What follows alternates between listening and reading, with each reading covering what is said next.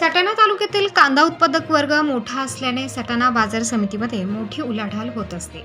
परंतु गेल्या 10 दिवसांपासून बाजार समितीचे कामकाज ठप्प असल्याने शेतकरी राजा हवालदिल झाला आहे. सटाणा बाजार समितीचे कामकाज 27 मार्च ते 3 एप्रिल पर्यंत आर्थिक वर्षाचा हिशोब व आठवडे बाजार आणि सुट्टी यामुळे सलग 8 दिवस बंद होते. त्यानंतर शेतकरी वर्गाचे हिशोब पट्टीतून हमाली, तोलाई व वाराई कपात न करणे याबाबत सटाणा बाजार समिती असोसिएशन यांचे पत्र व माथाडी संघटनेचा विनंती अर्ज यावरून 3 एप्रिल मधील बैठकीत व्यापारी संघटना व माथाडी संघटना यांच्यात कोणताच तोडगा न निघाल्याने दिनांक 4 एप्रिल रोजी कामगार उपायुक्त यांनी माथाडी संचालक व सचिव असोसिएशन यांची बैठकीत तोडगा न निघाल्याने 5 एप्रिल रोजी देखील सटाणा बाजार समिती कामकाज ठप्प होते. या संदर्भात सटाणा बाजार समिती सचिव भास्कर तांबे यांनी पुढील प्रतिक्रिया दिली आहे. प्रबंधभूमी महाराष्ट्रासाठी निळकंठ भालेराव, सटाणा.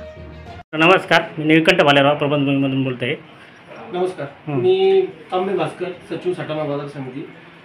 मागील वर्षाच्या आर्थिक वर्षाच्या मार्च एंड अखेर बाजार समितीचे कामकाज 27 मार्चपासून 3 एप्रिलपर्यंत येणाऱ्या सुट्ट्यामध्ये येणाऱ्या आठवडे बाजार व रविवारची सुट्टी धरून बंद असल्या कारणाने 4 तारखेला ठरलेल्या नियोजित वेळेप्रमाणे चालू वर्षाचे कामकाज सुरू होणार होते.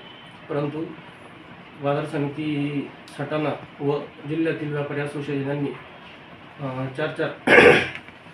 4 एप्रिल 2024 पासून शेतकऱ्यांच्या हिशोब पावतीतून माथाडी कामगारांच्या हमाली, तोलाई व वाराई कपात न करण्याच्या या निर्णयावर ठाम राहिल्याने बाजार समितीचे कामकाज पूर्ववत सुरू न झाले आणि तसेच यावर 4 तारखेला नाशिक येथे कामगार उपायुक्त यांच्या अध्यक्षतेखाली जिल्हा असोसिएशन, माथाडी कामगार व बाजार समितीचे पदाधिकारी यांच्या एकत्रित बैठकीत झालेल्या निर्णयानुसार आज दुपारी साधारण 2 वाजता नाशिक जिल्हा असोसिएशन यांची बैठक आयोजित केलेली आहे आणि यात सर्वमान्य तोडगा निघून कदाचित उद्यापासून मार्केट सुरू होतील अशी अपेक्षा आहे.